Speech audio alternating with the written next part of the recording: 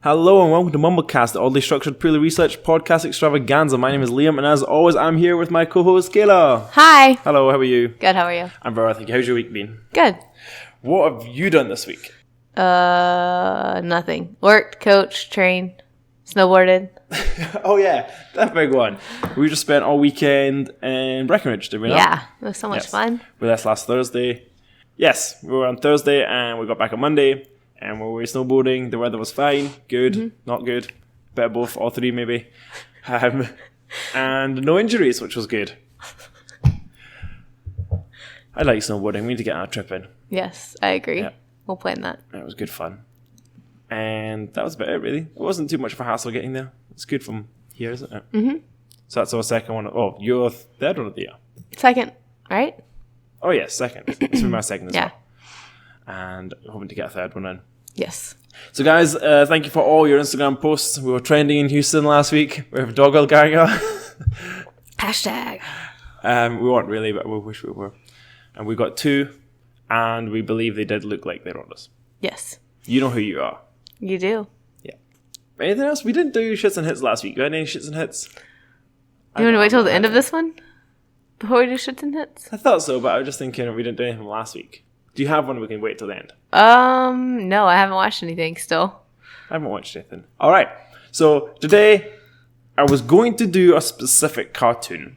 And then I was going to do the production company of the cartoon. Mm-hmm. And then I thought, we're going to try and keep this episode a half an hour. I didn't have enough time to research because we were away. So I'm just going to do a broad overview of the production company Hanna Barbera and their cartoons. So but before this, I mentioned to you we're going to do Hanna Barbera, and you said you're not familiar with Hanna Barbera. Is this correct? Yeah, because I didn't know what you were... I thought you were talking about some barbarian cartoon. Oh no, the production company Hanna Barbera. I still don't know what all they've done other than Scooby-Doo. Okay. I might, but I don't... So, before I go into it, Before I go into it, in that case, let's get ready to mumble. I always forget that nowadays. I feel like we just kind of get into things when we start talking. Yes, so Hanna Barbera. I'll talk about the beginning, and then I'll kind of get you to try and guess some of the cartoons they do. Cool. So Hanna Barbera Productions is an American animation studio founded in 1957 by 3 people, 2 former members of MGM Animations, so Metro-Goldwyn Mayer, and the creators of Tom and Jerry, a guy called William Hanna and Joseph Barbera. And they partnered up with a guy called George Sidney, who was a film director. And they created this animation production studio in the mid-20th century. So they've obviously come from quite a good heritage of Tom and Jerry and MGM, along with some film production stuff. From 1957, they created a whole bunch of shows, which we'll get to in a moment, really popular animations. Okay. And most people have seen them, quite a few of them. And the name Hanna-Barbera is quite synonymous with cartoons, especially for people like our parents will have all watched them. We would have watched them when we were younger. Less so now, but a lot of their cartoons and a lot of the way they did cartoons has really sort of influenced a lot of life nowadays. They have won 7 Academy Awards. They've won 8 Emmys, a couple of Golden Globes or a Golden Globe or 2. They've got a Hollywood Walk of Fame. So, and they were taken into the Television Hall of Fame in 1993. So they've been quite big and influential for what they do, or their sort of productions itself. They obviously started in an era where Saturday morning cartoons are still big, but they were like a really big proprietor of Saturday morning cartoons, and got to the point that between 1960 and 1980, they were about 80% of the cartoon market. So 80% of the cartoons on television were created by Hanna Barbera, and they were really good at focusing on just like random episodes that didn't really have much carryover, but just kind of new cartoons, new things, and kind of running week on week. In the 80s, unfortunately, they did have a bit of a downfall. It's starting to sort of turn around when it changed from just Saturday morning to weekday. And have that massive production, massive turnover rate, and they actually went down from 80% all the way down to 20% in the mid-80s of their production, just because things don't work out. You know, it's a changed era, the way animation changed, and all that sort of stuff. They were in about 1991, they were purchased by a company called Taft, or Great American Broadcasting, but also by Turner Broadcasting Systems. They're all part of one. And can you guess what catalog or their back catalog became the main foundation of a program, of a channel? Nickelodeon. No. Cartoon Network. Yeah. So their cartoons came the foundation, or a big part of the program of Cartoon Network. So then, you go ahead. No, you keep going. So after it was purchased by Turner in 1991, Hanna and Barbera were consultants and sort of helped with the kind of animation and directors and mentors for that. And then in 1996, Warner Brothers, or Time Warner, purchased them and merged them with the Warner Brothers Studios. So like Animaniacs and I guess the Batman animated series, all that sort of stuff. I don't know who else does that. And then 2001, it was sort of fully absorbed by the Warner Brothers. And they don't really produce anything as such, but the name is still used for all these characters and merchandise and all that sort of stuff. The Hanna Barbera. The Hanna Barbera name. Yeah. So that's a real brief, very quick actually. It's probably about 5 minutes or less. I haven't seen Animaniacs in forever. I love Animaniacs. I do too. They were like one of my favorite morning cartoons. I have all these songs stuck in my head. I don't even remember many songs. I just remember the initial kind of start off song. Yeah. I had it on something. What did I have? Maybe I just posted it online or something. I can't remember. Anyway, I love that. I love all cartoons. Who am I kidding? All right, so it was interesting when they first started. They were actually thinking about just doing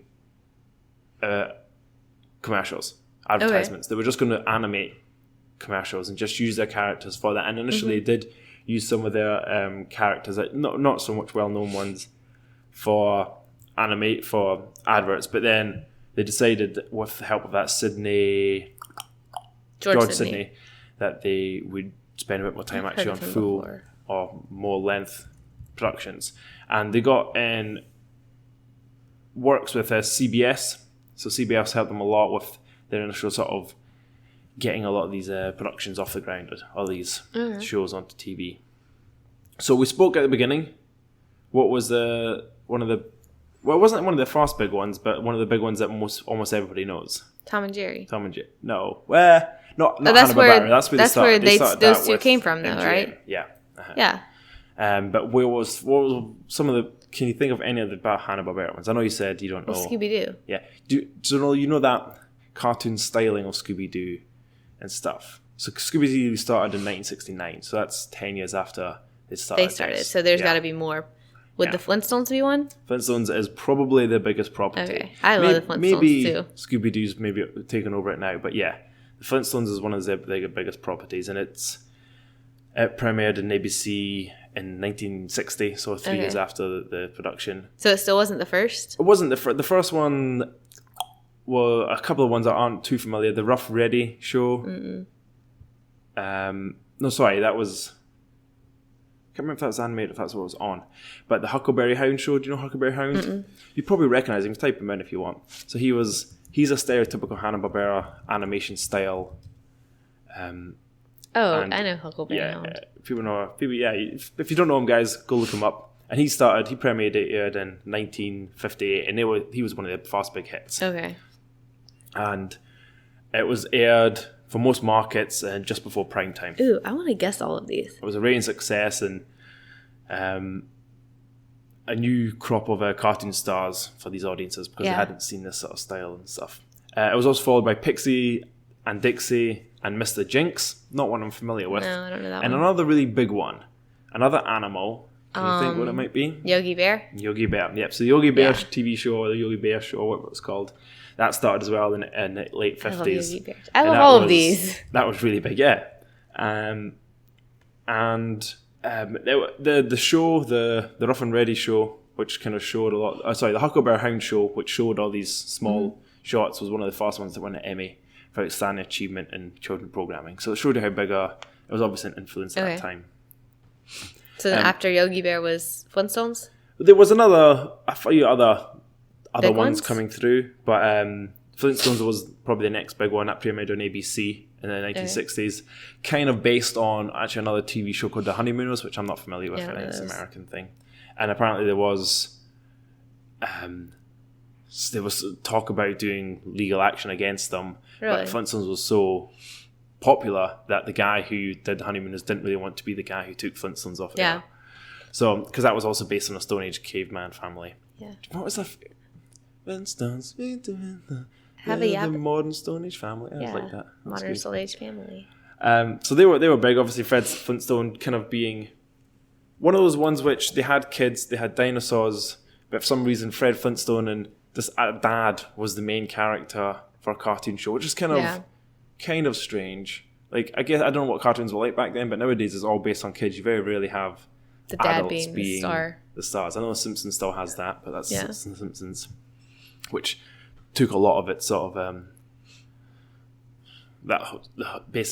that whole kind of mentality of the Simpsons into it, and the Simpsons were the first show to beat the Flintstones for ratings. Yeah, so it took until the Simpsons to beat them. So that shows you how big the Flintstones were.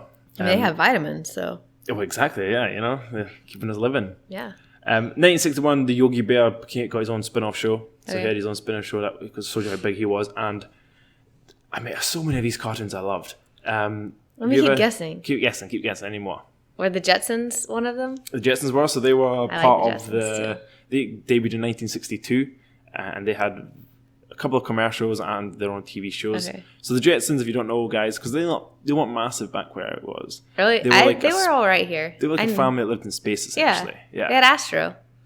Astro was the wee dog? Yeah. Yeah. I think Astro.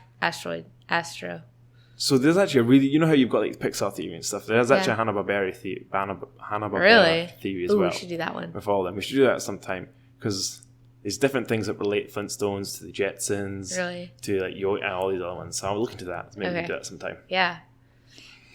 What else? Can you guess any more?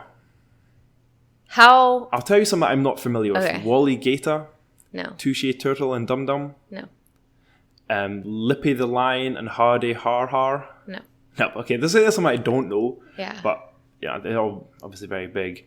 I think Pebbles from Flintstones and Barney got their own shows or different, like, they were used in different commercials and stuff as well. But Hanna-Barbera did the production to the opening credits of Bewitched. Did you ever watch that TV show? Yeah. Yeah, so you know those opening credits are very Hanna-Barbera style. Oh, so yeah, you're right. They did that. Obviously, it's a live-action show, but they did that. Can you think of any more? How many more big ones are there?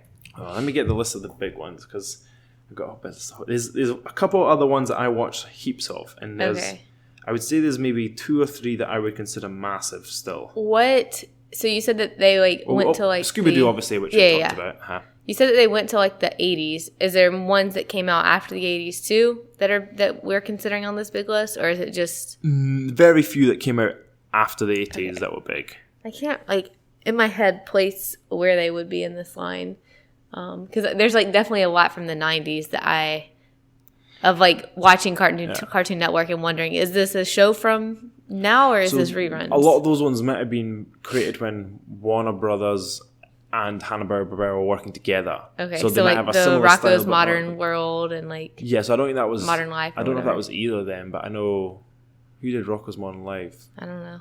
I know it was on Cartoon Network here. I'm not sure, but it wasn't considered Hanna-Barbera. Okay. At least, yeah. I'll give you some other big ones.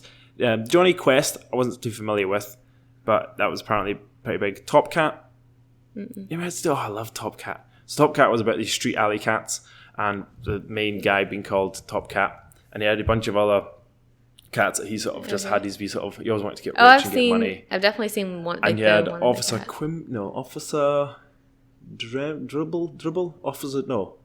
PC Dribble was this cop who always tried to move them on and stuff. Okay. I love Top Cat. I had a really good theme song as well. Space Ghost was another meant to be ever going again. I wasn't too familiar with that. Another one there's 3 more on here that I really loved and I watched the shit out of. Wacky Races. So you know Dick Dastardly and Muttley? No. Penelope Pitstop? No. Captain Caveman? No. Oh man. Okay, Wacky Races was this show. Basically, it was a race. Every episode was a race. And they all had these cars that did all these crazy fancy things, and all these and each driver was a specific character. Okay. And they all tried to win this race, and it had like a narrator who voiced over it as well as the people speaking. And Dick Dastardly was the bad guy, and he's always trying to win. And then you had like every week someone else would win. It was like a kind of like a Grand Prix. Everyone was doing things, and it was just really fun because all these different cars had these different abilities, and it was like playing really cool. Mario Kart or something else, but it was live action. Have you ever seen Speed Racer, that anime that became very similar principle? But I loved it. I would watch that every day before work, for school. That was a great show. That was amazing. 2 more. The Snorks. Have you ever heard of the Snorks? No. Come along with the Snorks. No. Playing up. Okay, so they were an underwater. They were an underwater. Kind of snorks, like snorkels. Well, they had wee snorkels. So if you type in Snorks, it'll come up. But I don't know what they were. They were like a wee sort of sea creature. Okay. And they had just adventures under the sea with their wee snorks. It was great. And then probably after Scooby-Doo and Flintstones, but really close to the next one, this one's probably the biggest. And they only aired in 1981, so they're probably one of the latest ones who took it off massively. The Smurfs. Oh, okay. Which are massive. Yeah. I didn't realize that they... Like, when I look at the Smurfs, I don't see the same type of, like, cartoon-y type things as I do in, like, the Flintstones or the Jetsons or any of that. So I wouldn't think about them together. Yeah, I agree. Actually, if I'm brutally honest, Wacky Races, Jetsons, Scooby-Doo, I kind of had a rough idea, but Smurfs were one of the only ones I was like, I did not know Hanna Barbera did them. But Smurfs, I watched the crap out of as well. Again, this is just before school on Saturday mornings. It would just always be on, and I've probably seen every episode ever. I just don't know, because they never played them in order. It was just random back catalogue. I don't think I ever watched the Smurfs until the movies came out, and like I started teaching. Yeah. What? So have you actually seen the Smurfs? Like the TV show? Season? Yeah. I don't know. Oh man. So maybe it's obviously you guys had Cartoon Network and Disney and Nickelodeon and all these things. So back home we had 5 channels. 4 channels up until about 95. Then we had 5 channels. Okay. Because I couldn't afford it. We didn't have cable. And it wasn't a standard thing. Mm-hmm. And so you had BBC, which had CBBC, Children's Broadcasting. And then you had ITV, which is CITV, Children's, and blah, blah, blah. And they showed different shows. But BBC obviously had their group of shows which they played throughout the year. And they'd have like seasons of them or like turn them around. And Hanna Barbera for some reason was what they used a lot of. Yeah. This reminds me a lot of, I don't know why, because I don't think any of these are actually a part of it, but like in Universal Studios, like you'll go to like the cartoon area, but it doesn't have any of these cartoons, but it still reminds me of it. Yeah, and you don't, sometimes as a kid, you don't think people own, you don't know about things like people own and do this or do that, so you always just think, I'm here to Disneyland, all the cartoons in the world are here. Oh, no, hardly any of them are. It's weird. Universal is more like Popeye and like Betty Boop and like all of those ones. Yeah. Dudley, the ones that almost came before this. Right, yeah. But Debbie Do-Right, I've not seen that one. I've never seen the actual cartoon, but I know the ride. Yeah. So many good shows, man. Yeah. We need to do one just on Cartoon Network in general. There's so many shows. Yeah. Like I can hardly even think of a single episode of any of these, which I don't know if that's a good thing or a bad thing, but they were very entertaining, and I really like the fact that a lot of the episodes I watched were the exact same episodes my mum and dad watched when they were kids. You know, my dad was born when this company came about, so he would definitely watch these. So was my mum.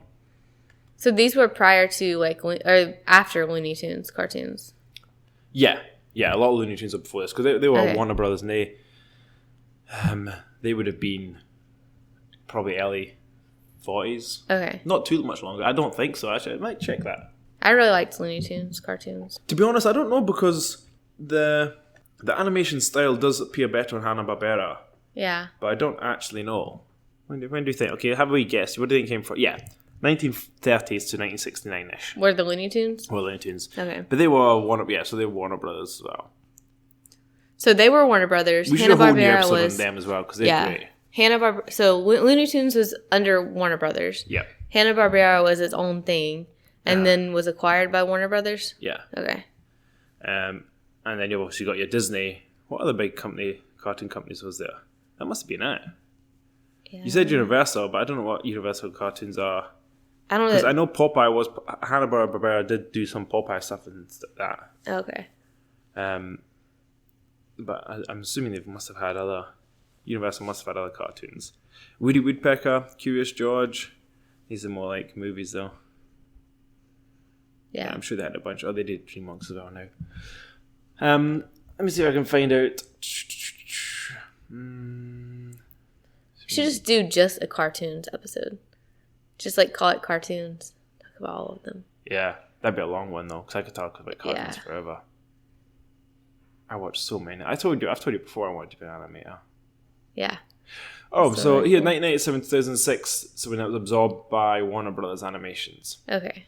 So some of the new programs were involved, and a lot of the ones. So new programs such as Johnny Bravo, Cow and Chicken, and I Am Weasel made their debuts, and Hanna Barbera were building.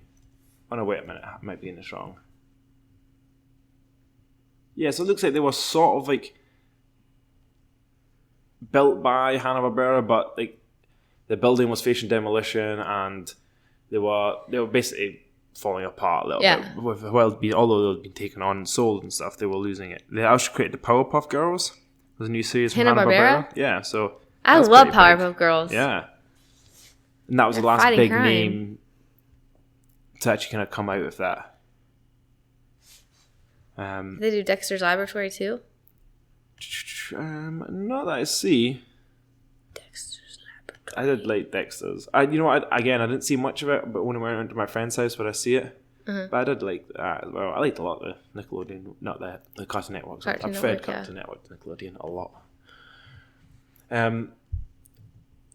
So out of those ones, what would you consider your favourite? Scooby-Doo for you? Yeah, I love Scooby-Doo.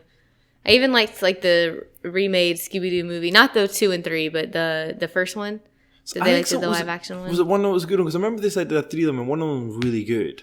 I think the first one. Yeah, because people was like, although it was stupid and weird, it was actually really well received. Mm-hmm. Yeah, I really liked it. So Scooby-Doo is one of the ones that are still being produced today, like still having new cartoons made. And there's actually a recent meme on one of them. So Shaggy's obviously the big lovable idiot, and he got like hypnotized or something. Okay. And he was like in a big biker. He was in a bar with all these bikers, and he was like being threatened. And then someone said something, and it snapped him into this thing. And he just took out the whole bar. And then it went on something like on the end, like Shaggy's only using 5% of his power or something. It was this big meme about only using 5% of your power, and this is what you can do. And it's quite funny. I don't know why. That's funny. Memes, who knows? But yeah, that's one of the ones that's still going on. I didn't know it was still being made. Yeah, and quick bit about Scooby-Doo. Scooby's actual name is Scoobert. Scoobert Doo. So the dog. Scoobert yeah, Doo. So it's not actually Scooby-Doo. His name is Scoobert. I think it's Scoobert. So he's got a formal name, which seems ridiculous. Is it saying it here anywhere? We're gonna find it. No, but yeah, his actual name is like Scoobert. That's another one that, speaking on our last episode, where the owner and dog kind of match personalities. Yeah, with Shaggy, yeah. I guess. Is Shaggy the owner? I guess Shaggy must be the owner. Yeah. I don't know what it actually says, because they're all teenagers. They're meant to be like 17, and Scooby-Doo's meant to be 7 years old, or is it eternally 7 years old? Yeah. And so, do you know what Shaggy's real name is? No. Norville Rogers. What? Yeah. Shaggy's real name is Norville Rogers. Weird. Yeah. And you've got Daphne Blake, Fred Jones, and Velma Dinkley, which everyone kind of knows his names to some degree. But it was meant to, initially it was a lot more scary, but they put more jokes in, and it's actually meant to be initially about the kids rather than the dog, but that obviously was changed for the better quite quickly on. Yes, because everybody loves dogs. And it was kind of related to a show called Archie, if you've ever seen Archie. Okay, yeah. But they tried to make it more about the dog and slightly different. And they were originally going to be a band that toured and solved mysteries at the same time. Okay. And then just became the Mystery Gang, whatever it is. The Mystery Machine. Yeah. I was, you know what? And honestly, I was not as big a fan of this as I was like Smurfs or Really? Snorks or Wacky Races. But then again, we didn't get as much Scooby-Doo as we did then, so that's probably why. Yeah. I would really liked the mysteries. Well, there was never a mystery, though. It was always the curator or the janitor or the...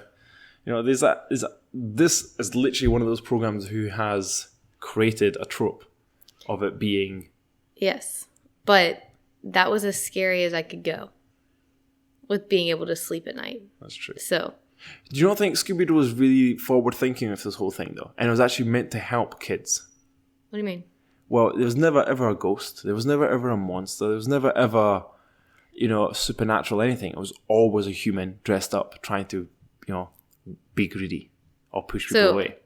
So trying to just like scare them into thinking that adults are bad, or trying to... No, it always proved, if you watched to the end, that there was no such thing as ghosts or monsters or ghouls. There was always something, a good way of explaining it. Yeah. You should never worry about these crazy things. You should worry about the true. janitors.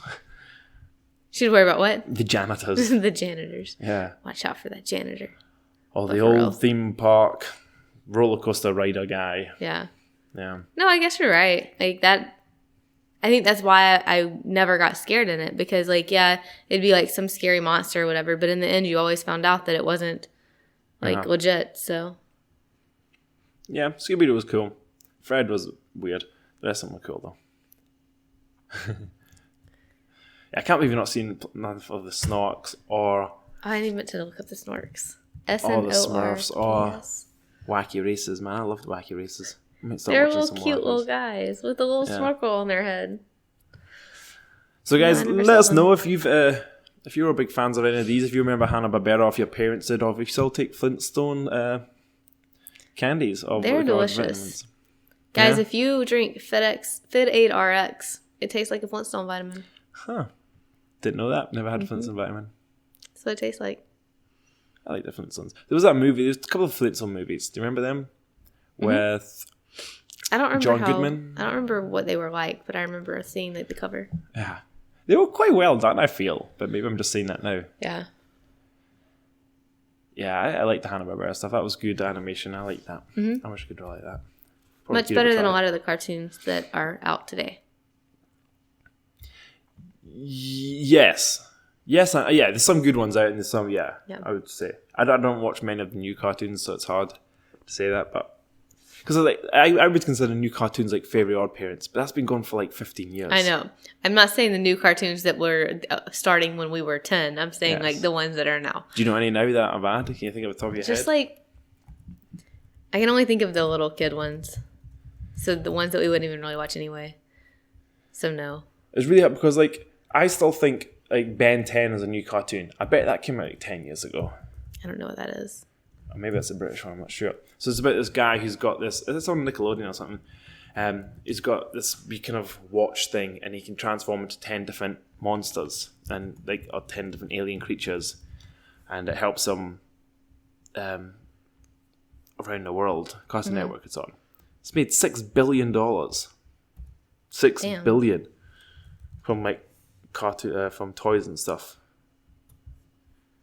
Ugh, it's so crazy. I tell you what, kids is that if you want to make money, you need to get into kids. 2012, so not that old actually. No. No, 2010, 2008. Oh no, 2012 can't be right.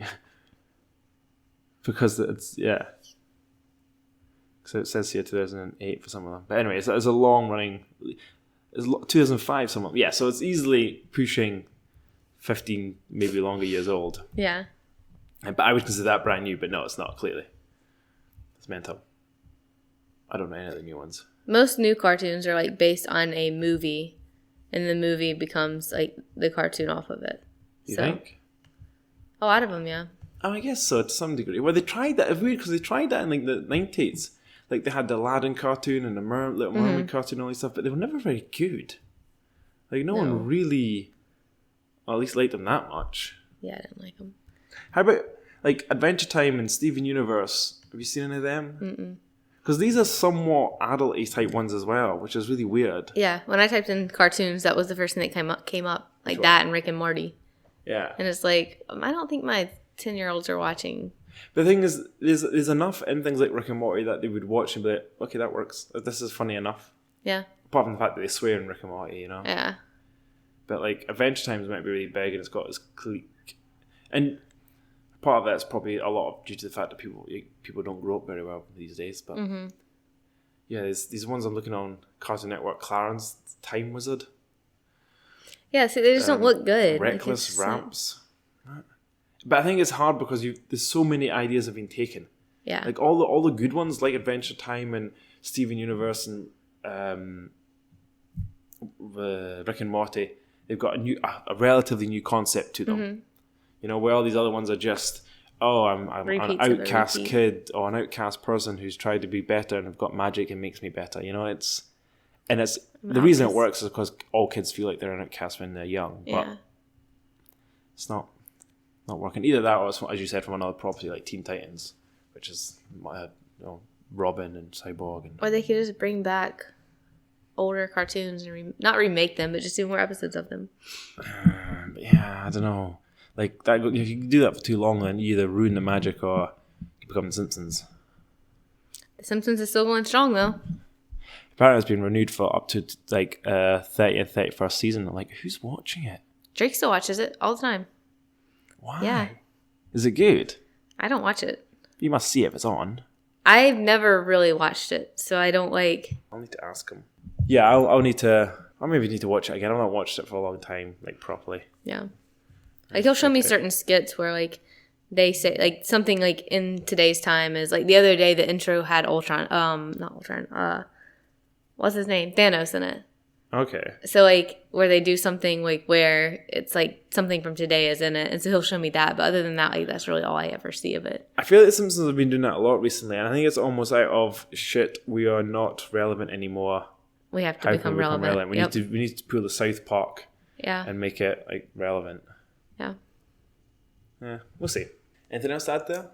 So that's a really quick overview. I'm sure at some point we'll maybe do more in depth about either Hanna Barbera or Scooby Doo or cartoons in general, because I'm sure we could speak for a while about them. So send us an Instagram post or a message about what your favorite Hanna Barbera cartoon is, or if you can remember a specific episode or skit within them. Or theme songs. Or theme songs, yeah. There was lots of good ones. Yes. That's when theme songs were proper good. All right, well, in that case, shits and hits. We said already we didn't have any. Yeah, I don't have any. I listened to a new album by a lady called... Let me find it, actually, because she had a song out called No Roots, or These Roots, or something. And I'll get a name because it's worth a call out. Sarah Bareilles' new album is coming out soon. Alice Merton is the person, Okay. and one of her big songs is called No Roots. Let's see if I can find... it's playing in my bathroom. You heard this? Sounds good. Yes, I have no idea where she come from or what she is, but her album came out and it's not bad. I'd listen to it. All right. And then I listened to Grandson. Recently. His is a weird sort of rock, indie, hip-hoppy type thing. That's alright as well. Okay. That's all. Cool. Alright.